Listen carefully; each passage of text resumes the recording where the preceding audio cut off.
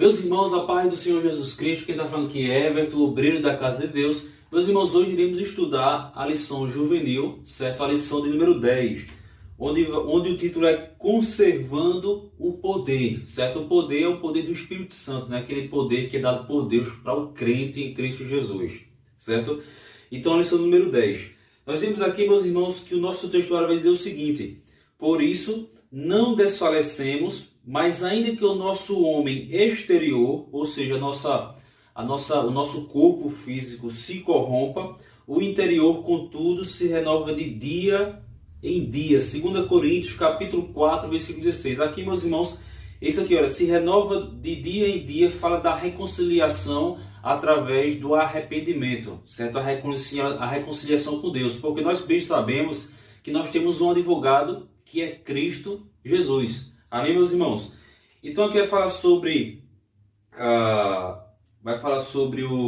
as leituras diárias, né? Que é o poder opera em nossos corações, Efésios capítulo 1, versículo 16 ao 23.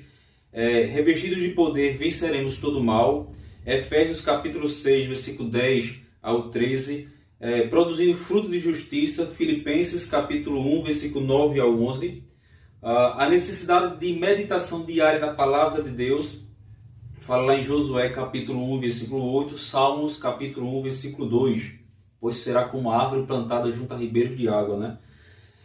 Orando em todo o tempo, Efésios 6, 18, certo? E uma vida de plena santidade, 1 Pedro capítulo 1, versículo 15 ao 16. Então, meus irmãos, uma leitura muito boa. A nossa leitura bíblica em classe está lá em Romanos capítulo 12, versículo 1 e 2, depois versículo 11 e 12, que diz o seguinte. A leitura está em 3 livros, certo? Romanos, capítulo 12, versículo 1 ou 2, diz assim: rogo-vos, pois, irmãos, pela compaixão de Deus, que apresenteis o vosso corpo em sacrifício vivo, santo e agradável a Deus, que é o vosso culto racional. Vocês lembram, meus irmãos, que na antiga aliança era separar o animal que ia para sacrifício, era o melhor animal esteticamente, né, que estava, o seu corpo estava perfeito. Então aqui fala do sacrifício vivo, né, que nós devemos apresentar, não perfeitamente, porque nós não somos perfeitos, mas fala de nós oferecemos o melhor para Deus, certo? Versículo 2: e não vos conformeis com este mundo, certo? Essa expressão quer dizer, meus irmãos, que não vos conformeis com este mundo é o seguinte: nós não vemos nós não vemos acreditar que o certo se tornou errado e que o errado se tornou certo, certo? Então, o não se conformeis com este mundo tem a ver com isso. Mas transformai-vos pela renovação do vosso entendimento, para que experimenteis qual seja a boa, agradável e perfeita vontade de Deus. Versículo 11. Não sejais vagarosos no cuidado. Essa palavra vagarosos significa relaxado, certo? Sede fervorosos no Espírito, servindo ao Senhor. Alegrai-vos na esperança. Agora o apóstolo Paulo, ele nos dá um conselho. Qual é o conselho? Versículo 12. Alegrai-vos na esperança, sede pacientes na tribulação e perseverai na oração. Isso é o conselho. Agora Efésios capítulo 3, versículo 14 ao versículo 21. Diz assim, olha: por causa disso, me ponho de joelhos perante o Pai de nosso Senhor Jesus Cristo, do qual toda a família nos céus e na terra toma o nome, para que, segundo as riquezas da sua glória, vos conceda que sejais corroborados com poder pelo seu Espírito no homem interior. Essa palavra corroborado significa confirmado, certo? Ou seja, que vos conceda que sejais confirmados com poder pelo seu Espírito. Versículo 17. Para que Cristo habite pela fé no vosso coração, a fim de, estando arraigados e fundados em amor. Essa palavra arraigado significa fixado, certo? No amor de Cristo. Versículo 18. Poderdes perfeitamente compreender com todos os santos qual seja a largura e o comprimento e a altura e a profundidade. Então nós temos isso aqui. Versículo 19. E conhecer o amor de Cristo, que excede todo o entendimento, para que sejais cheios de toda a plenitude de Deus. Ora, aquele que é poderoso para fazer tudo muito mais abundantemente, além daquilo que pedimos ou pensamos, segundo o poder que nos opera. Versículo 21. A essa glória na igreja por Jesus Cristo em todas as gerações, para todos sempre. Amém. Amém, meus irmãos. Então nós vemos isso aqui. Agora, livro de Tito, capítulo 3, versículo 5, diz assim, olha, não pelas obras de justiça que houvéssemos feito, mas segundo sua misericórdia, nos salvou pela lavagem da regeneração e da renovação do Espírito Santo. Então essa é a leitura bíblica em classe, né? Nós vemos aqui, meus irmãos, a lição diz assim, olha, em Conectado com Deus, diz o seguinte, olha,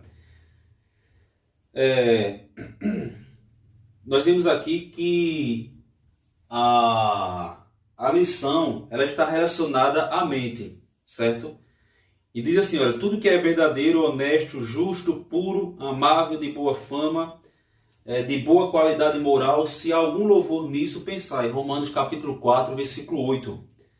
Aí depois vai dizer o seguinte, olha, portanto, devemos nos preocupar com o que vemos, com o que ouvimos e contatamos. O que tem preenchido a nossa mente, a minha mente? Com o que você tem ocupado ou eu tenho me ocupado? Que livros eu tenho lido? Para que eu uso a internet?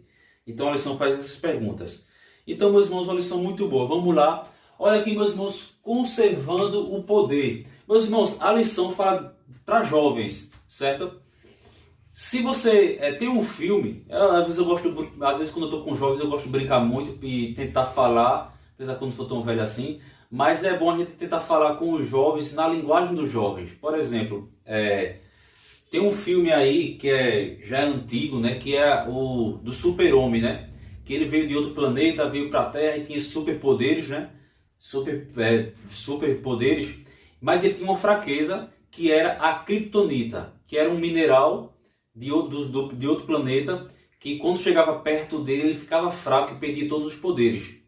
Então, usando essa simbologia, claro que isso é uma ficção, né? O que é uma ficção? Uma ficção é uma história que não existe.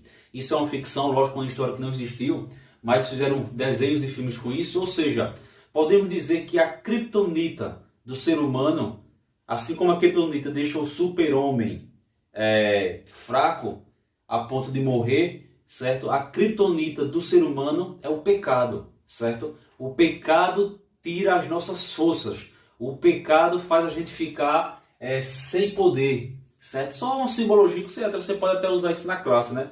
Porque o jovem hoje em dia está muito conectado, assiste filme nas redes sociais, então é bom a gente também usar um linguajar também até para descontrair também, deixar a aula mais leve, né? Quando eu digo assim, mais leve, onde todos possam se interagir, certo? Vamos lá.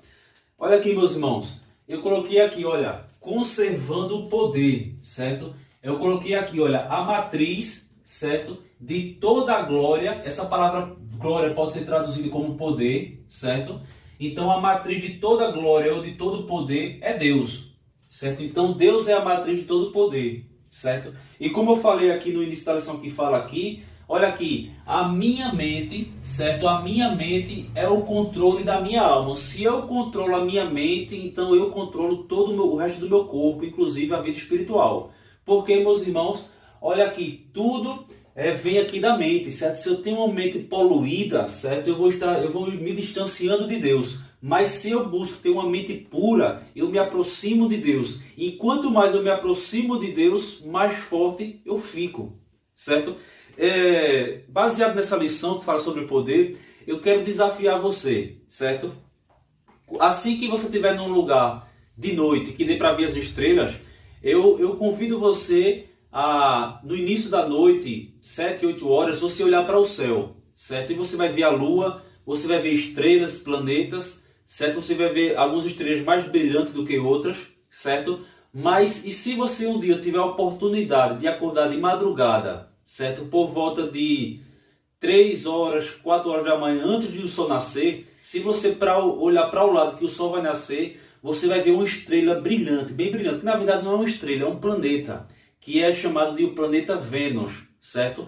Por que eu estou dizendo isso? O planeta Vênus é o astro do céu noturno, depois da Lua, é o astro que mais brilha no céu. E quando a Bíblia dizia, olha, comparando ali, quando a Bíblia fala assim, olha, a estrela da manhã, a estrela da alva, né, tem a ver com esse planeta, o planeta Vênus, porque quando o Sol está prestes a nascer, né, quando você olha ali para o lado que o Sol nasce, e você vê esse planeta, ele tá brilhando mais do que tudo no céu, com exceção da Lua, lógico.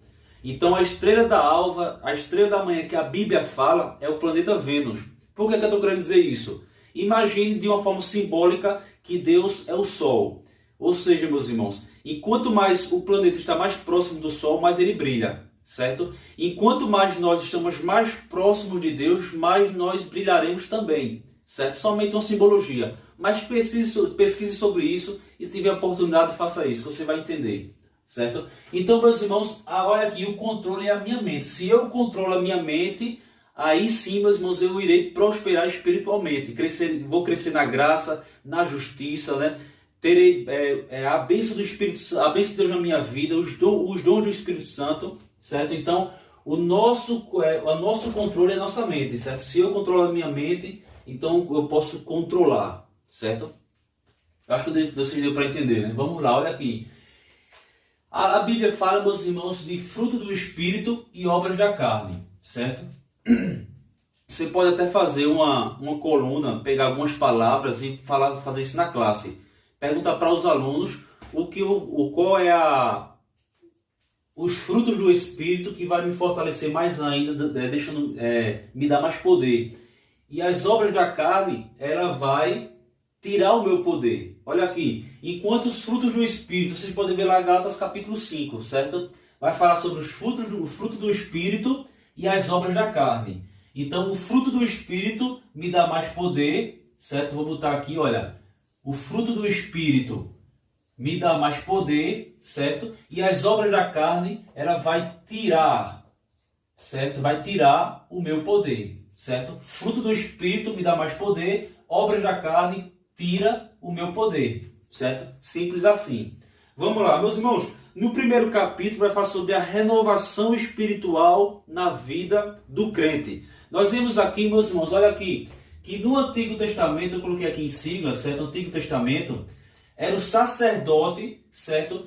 Que ele alimentava o fogo, certo? Dentro do tabernáculo. E esse fogo, ele era mantido aceso 24 horas, certo? Ele não poderia ser extinto, não se poderia deixar ele se apagar. E esse fogo ali, ele ficava dentro do tabernáculo, junto com a Arca da Aliança, certo? Por ali. Claro que a Arca da Aliança ficava depois de um véu, certo? E o fogo ficava ali dentro do tabernáculo, ambos, né? Então, o sacerdote, ele sempre entrava ali no tabernáculo para manter esse fogo, que era um fogo físico, que ficava num pedestal, podemos assim dizer, né? Num pedestal que ficava a chama acesa, e sempre era colocado ali óleo para alimentar o fogo. E esse fogo simbolizava, certo, a presença de Deus, certo? Vocês podem ver ali quando os filhos de Arão, eles foram mortos porque trouxeram um fogo estranho para alimentar ali esse fogo. Ele trouxe algo impuro para alimentar o fogo. E o fogo que simboliza a presença de Deus não pode ser alimentado com algo impuro. Vocês estão entendendo, meus irmãos?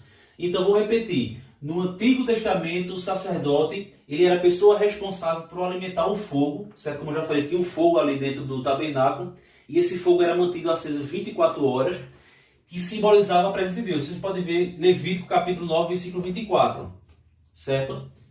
Já no Novo Testamento, meus irmãos, já no Novo Testamento, esse fogo, certo? Ele está dentro do nosso ser, certo? Está nas nossas vidas, certo? Está nas nossas vidas, certo? Então nós temos isso aqui, meus irmãos. Ou seja, nós temos que... Aí vocês podem perguntar na classe, né? Assim como aquilo que dá poder, né? O que alimenta esse fogo que Deus colocou dentro do nosso ser? Você pode aqui...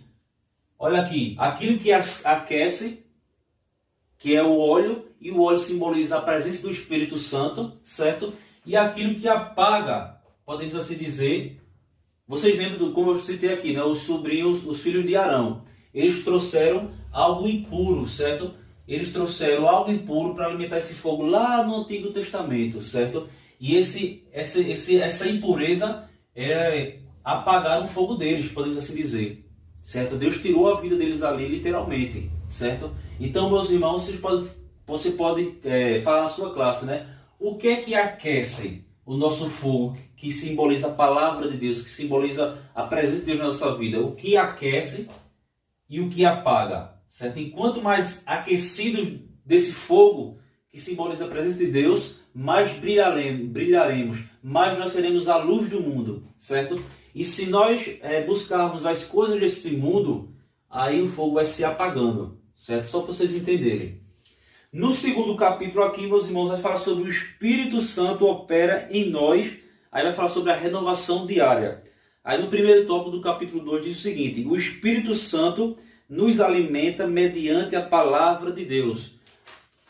Aí a lição diz o seguinte, que esse pão do céu, que é a palavra de Deus, certo? Que vai nos trazer crescimento espiritual, certo? E vai nos trazer alimento. Então, o pão do céu, que é a palavra de Deus, vai trazer crescimento espiritual, certo? Ou seja, se o meu crescimento espiritual, se eu preciso de crescimento espiritual, o alimento também deve ser espiritual, certo? E a palavra de Deus está repleta de alimentos para a nossa alma, certo? Para o nosso ser. Amém, meus irmãos? Então, se o crescimento é espiritual, se nós precisamos de um crescimento espiritual, o alimento também é espiritual, certo? Glória a Deus. Através ali dos bons frutos, certo? Vai nos preparando para tudo isso. Vocês podem ver lá Efésios, capítulo 6, versículo 18, fala que nós devemos orar em todo o tempo. Ou seja, sempre estar em constante conversação com Deus, certo? E quanto mais conversamos com Deus, mais ouvimos sua voz. E quanto mais ouvimos sua voz, mais milagres e sinais acontecem. Amém, meus irmãos? Então precisamos. Olha aqui, lá no Salmo 23. Ainda que eu andasse pelo vale da sombra da morte, não temerei mal algum, porque tu estás comigo. Isso fala sobre a ajuda divina, certo? E esse vale da sombra da morte pode ser qualquer perigo. Às vezes é um livramento, às vezes é uma doença, às vezes é tribulações, mas o crente, olha aqui, certo? Porém, meus irmãos, olha aqui, nós temos que falar, certo? Nós só não temeremos passar por esse vale de sombra da morte se Deus nos ajudar, se Deus estiver conosco. Para Deus me ajudar, eu tenho que ter poder. Para eu ter poder, eu tenho que praticar os frutos do Espírito, certo? Eu tenho que ter a presença de Deus. Vocês estão entendendo, meus irmãos? Então, olha aqui, vou repetir. Salmo 23. Ainda que eu andasse pelo vale da sombra da morte, mal algum temeria, porque tu estarás comigo. Para Deus estar comigo, aí eu tenho que ter a presença de Deus. Se para eu ter a presença de Deus, eu tenho que ter poder. E o poder, ele vem com os frutos do Espírito, certo? Ele vem com oração, ele vem com palavra, glória a Deus. Ele vem com crescimento espiritual, certo? Ele vem se eu alimento o meu espírito, a minha alma com a palavra de Deus. Então tem todo um ciclo, certo? Amém, meus irmãos? No segundo capítulo, no terceiro, vai falar sobre o crente como habitação do Espírito Santo, certo? O crente como habitação. Ou seja, eu coloquei aqui em sigla, viu? Espírito Santo, certo? Ele pode atuar de forma coletiva, que é na igreja, certo? Uma igreja avivada, uma igreja que busca a Deus, que ora, que louva a Deus. Então nós podemos ver a atuação do Espírito Santo lá de forma coletiva, certo? Mas também tem de forma particular, né? Se o crente busca a Deus, né? Então ele vai ver a ação particular na vida pessoal, né? Nós podemos ver aqui, ele vai ser cheio do Espírito Santo, ele ou ela, né? Glória a Deus. Amém, meus irmãos? Ou seja, meus irmãos, olha aqui, a lição vai falar sobre o seguinte, olha, aprofundando, né, o crente como habitação do Espírito Santo, ou seja, o fruto do Espírito, como eu já falei aqui, certo? O fruto do Espírito, certo? Ele é uma consequência da pessoa ser cheia do Espírito. Ou seja, se a pessoa é cheia do Espírito Santo, ela vai exalar amor. Vai exalar os frutos do Espírito, certo? Se eu não tenho o Espírito Santo, mas se eu sou uma pessoa mundana, certo? Quando a Bíblia diz não ameis o mundo, nem o que o mundo há, não significa, não é o mundo, não é a natureza, não é a rocha, não é praia, não é isso não. Quando a Bíblia diz mundo, certo? Tem a ver com o sistema. Vou botar aqui, olha, o sistema. O sistema pecaminoso. Então, quando a Bíblia diz não ameis o mundo, fala do sistema pecaminoso, da corrupção, prostituição, uso de drogas, bebedice, né? Contendas, então por aí vai, certo? Isso é traduzido como as obras da carne, certo? Então, se eu tenho um mundo dentro de mim, se eu não tenho o Espírito Santo de Deus, então eu tenho um mundo, certo? Ou eu tenho um mundo ou eu tenho o Espírito Santo. Se eu tenho o Espírito Santo, eu não tenho o mundo. Se eu tenho o mundo, eu não tenho o Espírito Santo. E quem está cheio do Espírito Santo vai exalar amor. E quem está cheio do mundo, de coisas mundanas, vai exalar rancor. Vai exalar, vai exalar rancor, né? Ignorância, né? Falta de perdão, falta de compaixão, falta de misericórdia. Então, o Espírito Santo, quando estamos cheios do Espírito Santo, exalamos amor. Quando estamos cheios do mundo, cheio desse sistema pecaminoso, aí vai exalar o rancor, a corrupção e por aí vai, certo?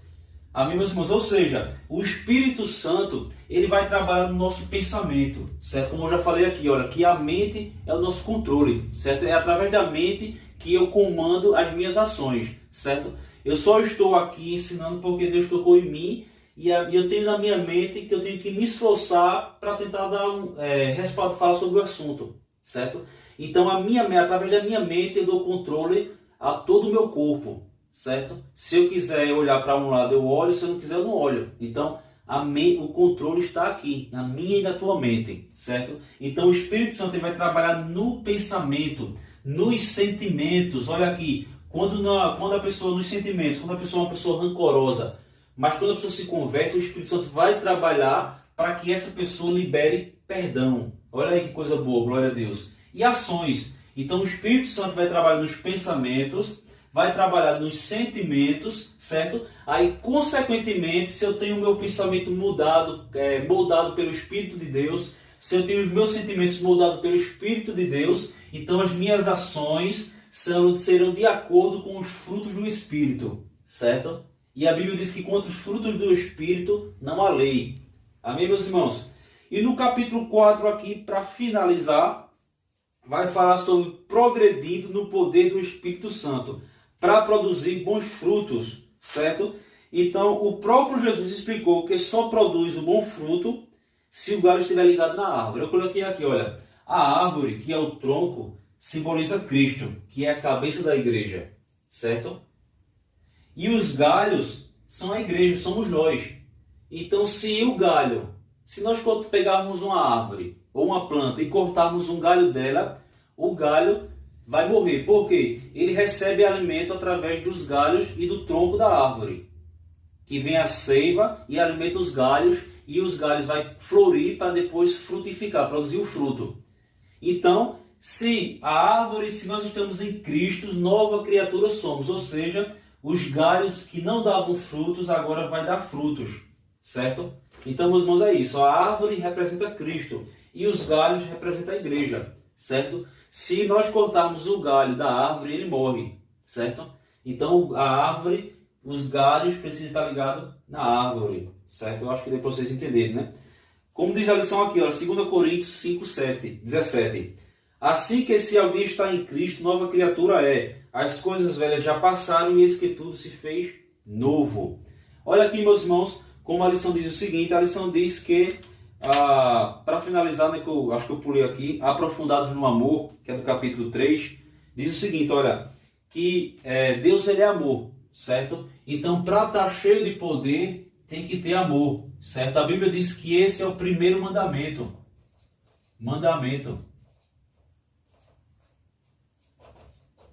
Ficou feio aqui, mas é o primeiro mandamento. Ou seja, amais a Deus de todo o coração, de toda a tua alma e com toda a tua força. E amar o próximo como a ti mesmo. Ou seja, o amor é o primeiro mandamento. Amar a Deus e amar o próximo, certo? Então tem de ver tudo isso aí, certo? Então nós vamos a isso, certo? E para finalizar, meus irmãos, a lição vai dizer o seguinte, olha, praticar o fruto do Espírito, ser cheio de poder, ter a presença de Deus, né? Esse processo chamado santificação, ele não é de um dia para o outro, ele leva tempo, certo? Leva tempo. A gente vai errar, mas quando a gente tem o Espírito Santo de Deus, a gente vai reconhecer nossas falhas, vai pedir a Deus, vai se esforçar para não praticar mais. Então, meus irmãos, olha aqui, olha, para o processo de santificação, não existe atalhos, certo? Não existe atalhos para a santificação. Nós precisamos passar por esse processo chamado vida, chamado obediência à palavra de Deus, certo? Ou seja, não existe métodos instantâneos, certo? Você às vezes não tem aquele macarrão instantâneo que em 2 minutos cozinha, certo? Não existe esse método instantâneo para ser santo, certo? É um processo que é diariamente, que vai durar todos os dias enquanto nós vivermos. Ou seja, meus irmãos, olha aqui, o poder, vou botar aqui, olha, o poder, ele é um ciclo, certo? Ele é um ciclo, certo? Aí vai falar sobre os frutos do Espírito, vou botar aqui, olha aqui, os frutos do Espírito, certo? Os frutos do Espírito, certo? Tem a ver com amor, certo? Que o amor é um fruto do Espírito, certo?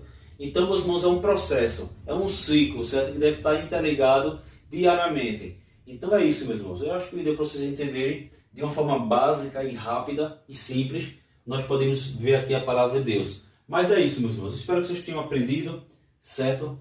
Lembrando que para se obter o poder, eu preciso praticar os frutos do Espírito, eu preciso ter a presença de Deus, eu preciso do pão do céu, que é a palavra, eu preciso orar, eu preciso crescer espiritualmente, eu preciso me alimentar diariamente, certo? Então assim eu terei poder, certo? Ou seja, o fruto do Espírito dá poder e as obras da carne tiram o poder, certo?